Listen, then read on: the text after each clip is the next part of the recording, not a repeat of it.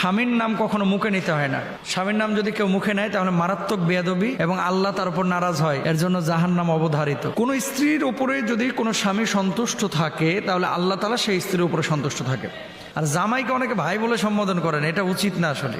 গাজীপুর মাওনা থেকে প্রশ্নটি করেছেন আমাদের এক বোন, তার নাম হচ্ছে জেরিন। লিখেছেন, স্বামীকে নাম ধরে ডাকা যাবে কিনা এবং আমার স্বামী আমাকে কোন নামে ডাকলে বা কিভাবে সম্বোধন করলে আল্লাহ খুশি হবেন। আমাদের বাংলাদেশে একটা বিষয় প্রচলিত আছে যে স্বামীর নাম কখনো মুখে নিতে হয় না।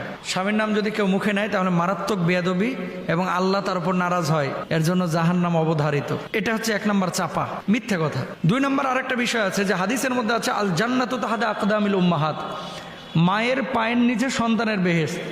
এটারে নিয়ে যে ফিটিং করছে বউয়ের পায়ের নিচে, স্বামীর পায়ের নিচে বউয়ের বেহেশত। মানে হাদিস বললো যে মায়ের পায়ের নিচে সন্তানের বেহেশত, এটারে নিয়ে এসে ফিটিং করছে